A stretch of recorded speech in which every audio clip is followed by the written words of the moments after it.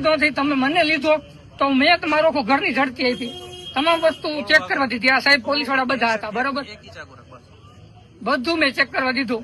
મારી ગાડી દીધી, તમામ વસ્તુ નખથી શેક સુધી. એમાં મારા ઘરમાંથી કઈ મળેલું પોલીસ વાળા તમારો ભાઈ નિર્દોષ છે તો તેના યોગ સેન્ટરમાંથી આખું હાઈટેક મશીન મળ્યું છે. અરે હું અહીંયા રહું છું, તમે મને કહો છો, હું કઈ રીતે જજ કરી શકું કે મળ્યું છે કે નથી મળ્યું? 5 વર્ષથી તમારે કેવા સંબંધ છે એની સાથે? કે તમારો ભાઈ એવું કરે દેશ વિરોધી પ્રવૃત્તિ?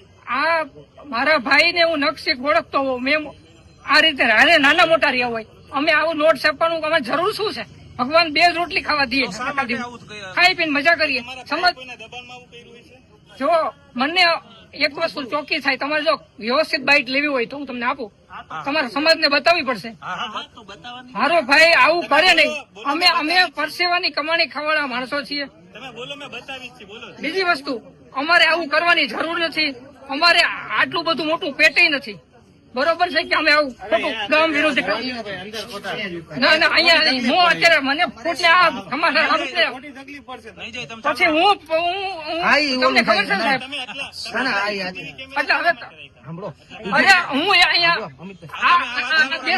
આપણો ગુજરાત સુરક્ષિત છે.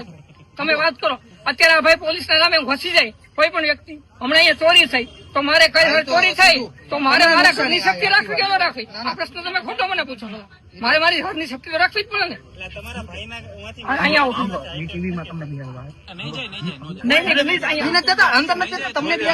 આ વસ્તુ કપોલ ઘટના છે, કોઈ પણ વ્યક્તિએ ફસાવવા માટેનું કાવતરું છે.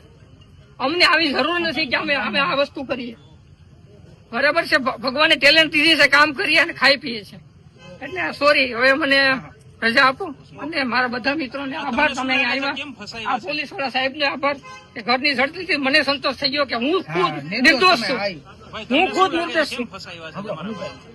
આમાં કોકને કઈ પણ શું કહેવાય એને અદાવત હોય, કઈ પણ કોઈ પણ રીતે કોઈ પણ દુશ્મનાવટ હોય કે કોક આગળ જતું હોય, કોક એવા માણસો હોય. હું અત્યારે ગાડી મારી ખુલ્લી, કોક કાલ 50,000 ની દોડ મૂકી ગયો તો હું બહાર મને પકડાવી દે ને. એટલે તમે સાચી વાત સમાજને આપો અને સાચું પ્રચાર કરો. બાકી ગામમાં ઘણું કરે છે, એને પકડવાની છૂટ છે. ઘણું બધું ગામમાં હાલે જ છે.